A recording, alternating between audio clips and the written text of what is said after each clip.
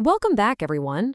So today we're diving straight into a brand new instructional explainer based on your Chapter 7 notes all about audit documentation.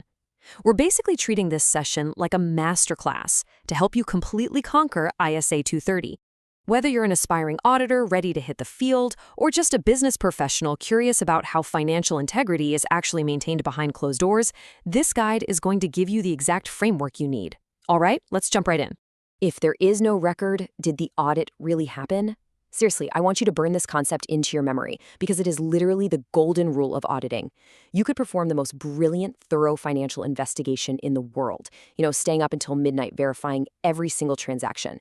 But if it's not actually documented in the files, well, in the eyes of the auditing standards and the law, you did absolutely nothing. To conquer this material efficiently, here is our roadmap for today.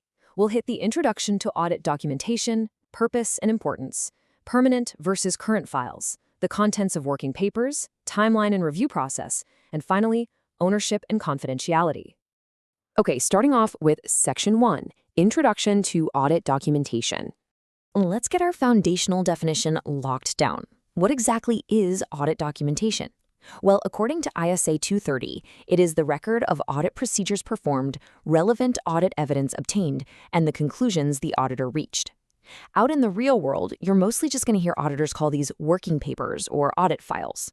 But the crucial takeaway here is that these working papers are the ultimate, tangible proof of an auditor's blood, sweat, and tears.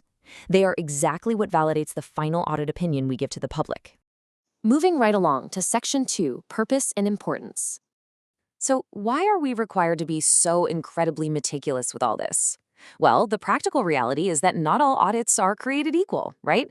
Depending on the size and complexity of the entity, the extent of your records is going to vary wildly. A massive multinational corporation naturally requires a ton more documentation than a small local retail shop. And similarly, if you spot higher risks of material misstatement, meaning there's a greater chance the financials contain significant errors or even fraud, your documentation has to be drastically more detailed. You have to prove exactly how you mitigated those specific high risks. Now, there's this really fascinating benchmark in the industry called the experienced auditor concept. Picture this: a completely external, highly experienced auditor walks into your office. They have zero prior connection to your specific client. If you hand them your working papers, that documentation needs to be so crystal clear that they instantly understand what you did, when you did it, and exactly why you reached your conclusions. If that external auditor has to stop and ask you to verbally explain your process, yeah, your documentation just failed the benchmark. All right, Section 3, Permanent File versus Current File. So, with all this vital data flying around, how do we practically organize these mountains of paperwork on a daily basis? As a working auditor, you'll carefully split your documents into two main buckets, a permanent audit file and a current audit file. And it is so essential that you never mix these up. The permanent file holds the static data, stuff that's going to be useful year after year, like the company's articles of association, long-term lease agreements, or flowcharts of their internal controls. The current audit file, on the flip side, holds the exact evidence supporting the auditor's report for this specific year. That's where you stash this year's working trial balance, the current audit program, and your analytical schedules.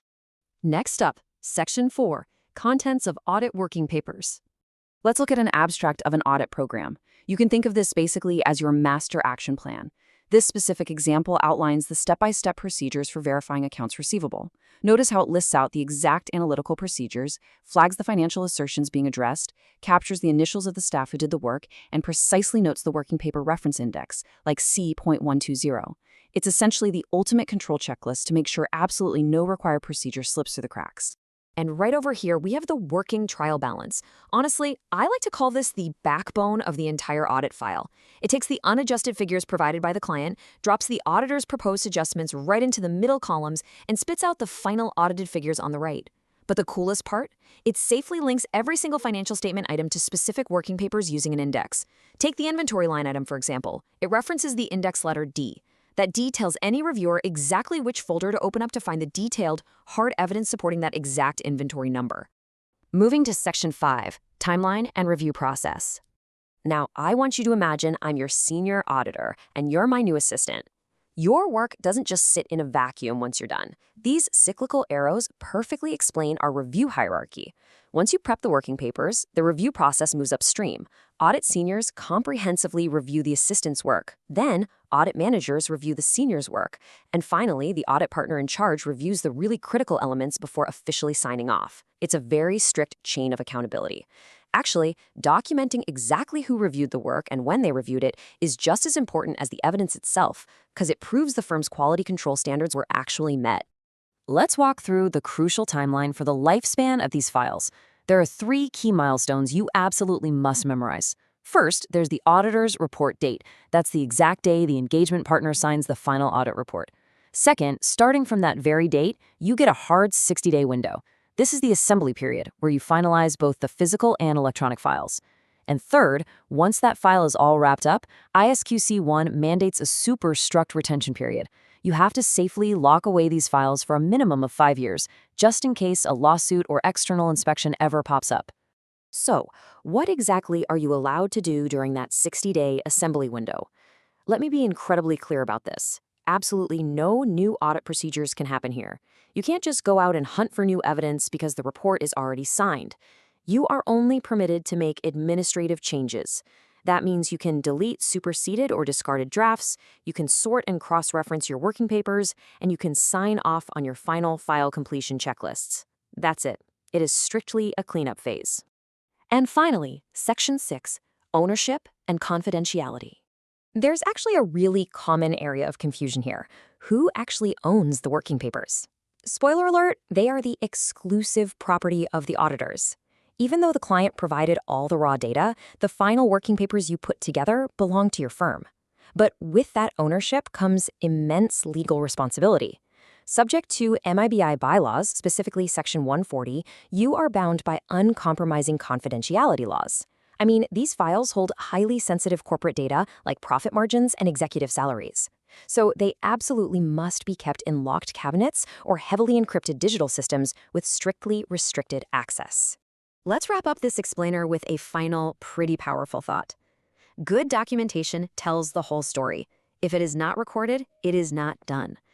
As professionals dealing with financial truth, your integrity is your greatest asset. And your working papers, they are the undeniable physical proof of that integrity. But I want to leave you with a question to chew on.